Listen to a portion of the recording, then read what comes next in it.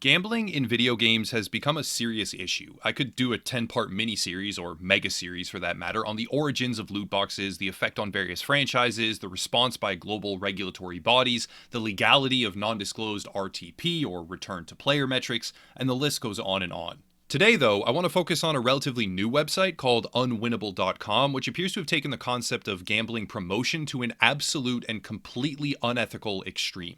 Unwinnable.com is a journalism site, I guess, if you can even call it that, which focuses on geek culture and video games. In addition to that, there is a heavy emphasis on modern progressive or liberal politics in the form of article posts, reviews, and other written online content. Nothing they do is particularly unique, save one aspect which really sets them apart from the herd. That aspect is shameful, unethical, and extremely blatant promotion of online gambling without proper disclosure. Basically, they post gambling advertorials constantly without the proper framework, which is against FTC regulations while occupying the very same space where governmental regulatory committees are beginning to examine legislation aimed at curbing the rise of underage gambling. Now, the bulk of this research was not done by me personally. 3 users by the name Sodium Muffin, Dwarven Hobble, and Volleyball Ready compiled and posted a lot of this data on Reddit, and a few people were in direct communication with me since that happened about a day ago to explore the idea of coverage. I have all of the posts and archive data linked down below for anyone who wants to research or explore the material for themselves. To really begin, we need to understand what an advertorial is and the danger of what undisclosed advertorials bring with them. A great example would be G2A. G2A is a third-party video game product key reseller who at one point reached out to an indie publication site to inquire if they would be willing to host an article written by G2A for a payment, but not disclose that they had been paid to do so. The quagmire of G2A's business model aside, because that's a whole separate issue and one I could discuss for hours, this practice is not legal. The idea is that when viewers know something is bought and paid for, they are less likely to engage with it. That much is well known already. But furthermore, with the goal of improving their reputation, G2A paying for another website to host their article and not disclosing where that promotion came from, because it is indeed just a promotion designed to have a very specific result, is against FTC regulations, highly unethical, and at the time, it was rightfully criticized. G2A pulled back once they were called out, but the point here is to compare the process of paying a platform to post material that is designed for the benefit of a third party while not telling the audience, readers, viewers, whatever it may be, that the content was specifically posted with monetary gain for the publication. It's like if I got sponsored by EA, for lack of a better example. They paid me money to say their next game is oh so amazing, and give you a link to buy it, you being the audience. Except I did that entire promotion without telling you I was paid to do it. That's why there are regulations in place. It's really not okay. Unwinnable has taken this practice to an absolute extreme when it comes to online casinos. Compiled in the data below are over 100 different examples of articles that clearly and vocally promote online casino websites, and different ones every single time, by the way, which rules out the legitimacy of maybe having an actual casino site that the staff there enjoy using, so they mentioned it 1 or 2 times in the relevant pieces.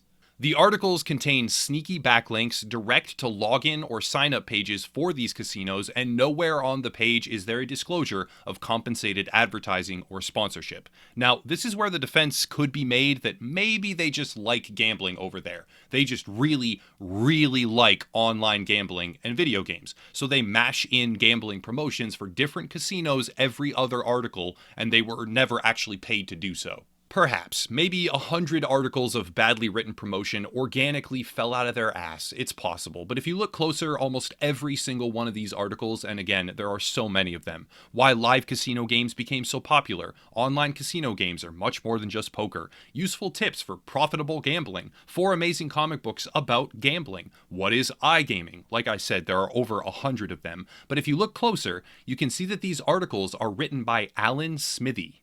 Who is Alan Smithy? Well, that's a very interesting question because not only does his bio link return a page error, it also turns out the name is a well-known pseudonym from the films industry, specifically used when the author wants to disown a project or a piece of work due to a lack of creative control. From the Wikipedia page, here is a direct quote. Alan Smithy, also Alan Smithy with a different spelling, is an official pseudonym used by film directors who wish to disown a project. Coined in 1968 and used until it was formally discontinued in 2000, it was the sole pseudonym used by members of the Directors Guild of America, DGA, when a director, dissatisfied with the final product, proved to the satisfaction of a guild panel that they haven't been able to exercise creative control over a film. The director was also required by guild rules not to discuss the circumstances leading to the movie or even to acknowledge being the project's director. So what do we see? Well, over 100 articles that promote gambling, each and every one of them contains backlinks to online gambling websites. Practically all of those links are different, meaning a lack of continuity even days apart, as they promote one slot machine website, then another, as if they are both simultaneously the best one out there. And to really hammer this home, let me just read an excerpt from one of the articles now. The good news is that you don't need a ticket to Vegas to get the thrill of the casino gaming experience. There are plenty of online casino and gaming sites that will allow you to get your thrill fix and take a shot at winning some money. With all these online casino options out there, it can be difficult to figure out what sites to try your luck. The search is over. CasinoShark.com is the site you have been looking for. They can help you find the best sites, games, and bonuses that all the online casinos have to offer. What does that sound like? Honestly, what is that? That is a blatant advertisement for Casino Shark, seemingly read right off of a lazy PR brief.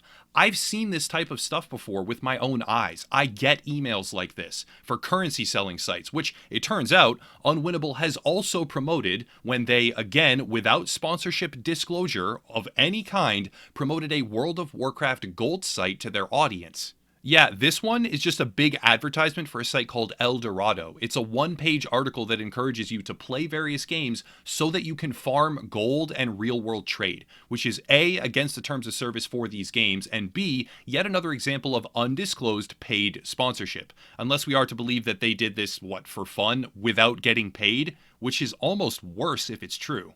How about we go even further? During an article about a recent study from Gamble Aware, as the name suggests, a gambling awareness charity organization, which tackled the topic of vulnerable demographics, such as children, teens, and at-risk individuals, Unwinnable used that charity report to promote gambling websites.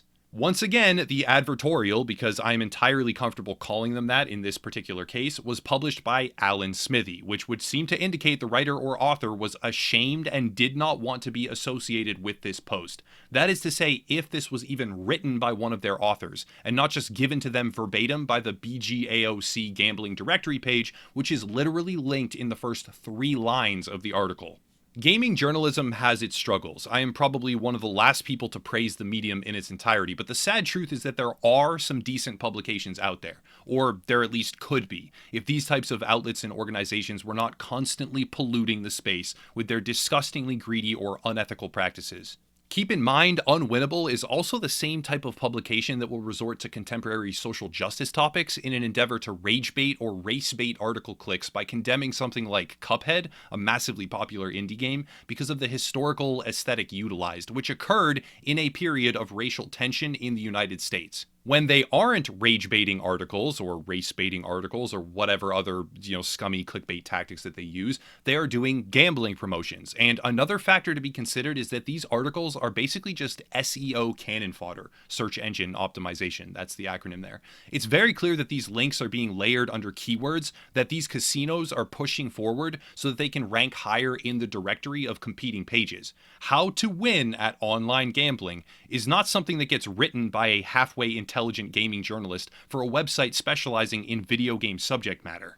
Okay, so adding this in post-script, because I didn't even realize at the time of recording, they really literally have an article that is the best way to spend money to squeeze more joy out of life by Alan Smithy. And if you go all the way to the bottom, it's a very short one because it's clearly just a promotion. It says, one of the best ways to squeeze more joy out of life is to play online casino games. I don't know if it gets any more blatant than that. This is just absolutely ridiculous. This outlet has no journalistic integrity, and I'm in shock right now. This is also not the first time something like this has been exposed. Bago Games, I think that's how you say it, another self-professed video game and geek culture publication site, ran into an identical scenario when Kylane May, a now ex-employee I believe, exposed over half a dozen advertorials that were undisclosed promotions disguised as reviews and used to manipulate their audience. This is an issue because, as Kylane May said herself, there are a great many viewers under the age of 18 who will be having casino sites and gambling mechanics peddled to them under disingenuous circumstances without a proper disclosure. The FTC has regulations on this for a very good reason. Arguably, since the content is pertaining to gambling, the infraction is even more severe than failing to disclose a sponsorship by, let's say, a new video game itself. Unwinnable is not just guilty of one or two slip-ups either. This is a massive chunk of what they post on the entire website, period. They promote third-party gold selling in games, which can get their viewers banned from those very games. They fail to disclose any of it, and somehow they have managed to stay under the radar for years. Unfortunately, much the same as Bago Games, I doubt this will actually affect Unwinnable hardly at all. The enforcement for these regulatory policies is lax at best. However, due to the sheer volume of infractions with over 100 instances already found, I have to wonder if this might get turned into a priority. Gaming journalism has enough struggles. It doesn't need this too. And Unwinnable has no rightful place to exist in this industry if they cannot clean up their act. That's it for today, though. If you want to support, there are links down below: merch, Patreon, Twitter, other social media, etc., but I'll cut it there and stop rambling. Again, huge shout out to everyone who reached out to me regarding this story, and I would like to add that my Twitter DMs are open for a reason. Sometimes I do get overwhelmed, that's true, but if you ever have a topic you would like to forward, my messages are always open. As always, thank you all for watching, and have a nice night.